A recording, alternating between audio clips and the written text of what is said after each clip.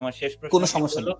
আপনি এবং শোভন দুইজনকেই ছাত্রলীগের সভাপতি এবং সাধারণ সম্পাদক পদ থেকে অপসারণ করা হয়েছিল। বিশেষ করে বলা হয় যে জাহাঙ্গীরনগর বিশ্ববিদ্যালয়ের একটি ঘটনাকে কেন্দ্র করে আপনাদেরকে পদ থেকে সরিয়ে দেওয়া হয়েছিল। তো সেইখানে নেতাকর্মীদের অনেকের অভিযোগ যে আপনাদের বিরুদ্ধে চাঁদাবাজির একটি অভিযোগ উঠেছিল। যদি আজকে আপনি বিষয়টি ক্লিয়ার করেন। ধন্যবাদ। প্রথমে আমি বলবো যে আমাদের মানে আওয়ামী লীগের এই হটকারী সিদ্ধান্তের কারণে ছাত্রলীগের কফিনে একটা বড় এক ধরনের বৃহৎ প্যারাক মারা হয়েছিল। ছাত্রলীগকে দুর্বল করার যে ষড়যন্ত্র, ছাত্রলীগকে সেই জায়গাটা কিন্তু এখান থেকে শুরু হয়েছিল আমাদেরকে। কারণ ওই সময় ছাত্রলীগের যে একটা স্বর্ণালী সময় এসেছিল দীর্ঘদিন পরে, সেই জায়গাটায় কিন্তু একটা বড় ধরনের ছেদ পড়েছিল। প্রথমেই বলবো যে এটা সম্পূর্ণ মিথ্যা অভিযোগ, এবং সেটা আমি বারংবার চ্যালেঞ্জ করেছি। আমি তদন্তের আহ্বান জানিয়েছিলাম, কিন্তু সে তদন্ত করা হয় নাই। সেখানে বস্তুত জাহাঙ্গীরনগর বিশ্ববিদ্যালয়ের যিনি ভিসি ম্যাডাম ছিলেন, তিনি একজন চরম দুর্নীতিবাজ একজন মানুষ। তার ছেলে এবং তার স্বামী সেই দুর্নীতির সঙ্গে সম্পৃক্ত ছিল ওতপ্রোতভাবে, যেটা নিয়ে জাহাঙ্গীরনগর বিশ্ববিদ্যালয়ের 220 জন শিক্ষক তারা একটা পূর্ণাঙ্গ বই বের করেছেন এই ভিসির দুর্নীতির আদ্যপান্ত নিয়ে। 220 পেজের একটা বই শুধু তার দুর্নীতি নিয়ে, এবং সেই বইটা মহামান্য রাষ্ট্রপতি থেকে শুরু করে সময়ের শিক্ষামন্ত্রী, ইউজিসি সব জায়গায় দেওয়া হয়েছিল প্রত্যেকটা।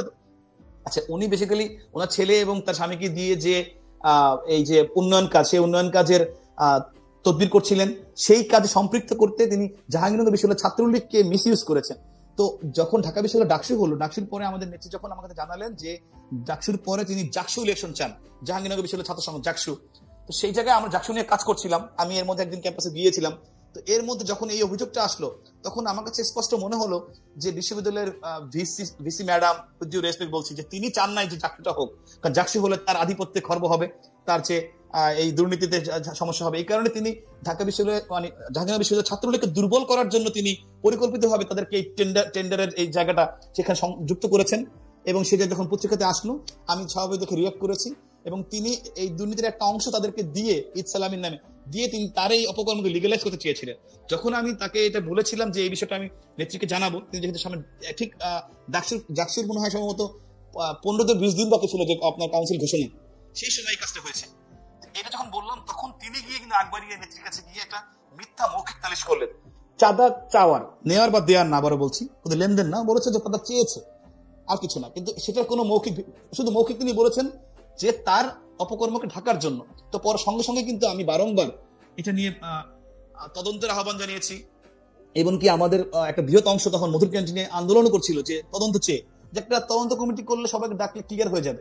করা হয়নি। আমি এরপরে একাধিকবার, 2বার আমি দুদকে লিখিত অভিযোগ দিয়েছি, ইউজিসিতে লিখিত অভিযোগ দিয়েছি, আমাদের শিক্ষা মন্ত্রণালয়কে বলেছি যে আপনারা দেখেন। ইভেন অডিট বিভাগকে যখন বলেছিলাম, অডিট বিভাগ একটা অডিট করেছিলেন, তারা সরাসরি 66, আপনি সমস্ত পত্রিকা পাবেন, 66 কোটি টাকার অডিট আপত্তি পেয়েছিলেন এই ভিসির দুর্নীতির। তারপরে তদন্ত হয় নাই। তার ক্ষমতার উৎস কি আমি জানি না, উৎসটা কি ছিল, মানে এত কিছু করার পরেও এই ভিসির বিরুদ্ধে কোনো ব্যবস্থা, আমি সত্যি জানি না যে আসলে তার উৎসটা কোথায়। যেখানে একজন ভিসির মিথ্যা অভিযোগে ছাত্রলীগকে পদ থেকে অন্যায়ভাবে সরিয়ে দেওয়া হলো। এবং সবচেয়ে বড় কথা কি, যে দেখেন এখন এই যে আমাদের টিউলিপ সিদ্দিকী, তার বিরুদ্ধে কিন্তু একটা দুর্নীতির অভিযোগ চেষ্টা করছে বলার। তো তিনি কিন্তু বলেছেন যে তদন্ত করা হোক, তার বিরুদ্ধে তদন্ত হোক। সেম কথাটা কিন্তু আমি বলেছিলাম যে আমার বিরুদ্ধে তদন্ত করা হোক, যদি দোষী হলে আমাকে জেলে দেন, আর না হলে আমাকে তদন্ত করে দায় মুক্তি দেন। তো এটা কোনোটাই করা হয় নাই। কেন করা হয় না আমি জানি না, হয়তো সেই ভিসিকে বাঁচানোর জন্য করা হয় নাই, কিন্তু সেই ভিসির শক্তির উৎস আমার আজও জানা নেই।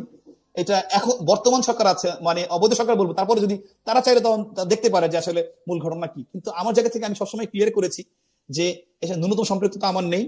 এটা না, আমি আপনাকে আরেকটা হিসাবে আমার দর্শক যারা দেখছেন তাদের উদ্দেশ্যে বলছি যে ছাত্রলীগের সাধারণ সম্পাদক হিসেবে ইতিহাসে প্রথম আমি কিন্তু চাকরি করে, পদ ছাড়ার পর চাকরি করে আমি জীবিকা নির্বাহ করেছি। আমি অর্থের সংকটের কারণে কিন্তু আমার বিয়ের অনুষ্ঠান বন্ধ করতে পারিনি। মানুষ বিয়ে জীবনে একবারই করে, তো কেউ চায় না তার অনুষ্ঠানটা হবে না। তা আমার কিন্তু বিয়ের কোনো অনুষ্ঠান আমি করতে পারিনি। এবং আমি বরঞ্চ ওই একটা সামান্য উপার্জন ছিল, তার একটা বড় বাংলাদেশ দিয়ে সারা বাংলাদেশের মানুষের পাশে দাঁড়িয়েছে, যারা সবাই দেখেছে। তো আমি একদম ওপেনলি স্ট্যাটাস দিয়ে বলেছি যে বাংলাদেশ আওয়ামী লীগ 15 বছর ক্ষমতায়, সেই সময় এই দীর্ঘ সময়ে বাংলাদেশের কোনো এমপি, কোনো মন্ত্রী, কোনো আমলা বা কারো কাছ থেকে, আপনি তো সাংবাদিক, অনুসন্ধান সাংবাদিক, আপনার কাছে তথ্য থাকতে খুঁজতে পারেন, আমার এই চ্যালেঞ্জটা আপনি গ্রহণ করবেন, কারো কাছ থেকে 1 টাকার কোনো কাজ বা তদবির আমি করেছি বা কারো কাছ থেকে কোনো অনিত সুবিধা নিয়েছি, এটা যদি কেউ বলতে পারে আমি রাজনীতি ছেড়ে কোনো এমপি মন্ত্রী সাবেক বর্তমান আমলা বা কোনো ডিপার্টমেন্টের কেউ যদি বলতে পারে যে কোথাও আমি কোনো একটা কাজ নিয়ে, যে আমার একটা কাজ নিয়ে বা তদবির নিয়ে বা কোনো একটা অনৈতিক সুবিধা নিয়ে আমি কারো কাছে গিয়েছি, এই জন্যই কিন্তু আমাদের গলাটা বড় থাকে। এবং ষড়যন্ত্র হলেও সে ষড়যন্ত্র কিছু আনি, ষড়যন্ত্র সব বঙ্গবন্ধুর বিরুদ্ধে হয়েছে, নেত্রীর বিরুদ্ধে হচ্ছে, বারংবার চেষ্টা করেছে। এটা হবে, এটা বাংলাদেশের রাজনীতির একটা মানে কদর্য রূপ, যেখানে কারো মানে যাকে দেখতে নারী তার চলন বাঁকা। সুতরাং আমি বলবো যে এটা সম্পূর্ণ অবান্তর। এবং ইনফ্যাক্ট যে কমিটি নিয়ে বলা হয়েছে, আমি বলেছি কারো কাছে এক কাপ চা খেয়েছি পদের জন্য, সেটা যদি কেউ বলতে পারে তাহলে আমি যে কোনো শাস্তি নিতে রাজি আছি।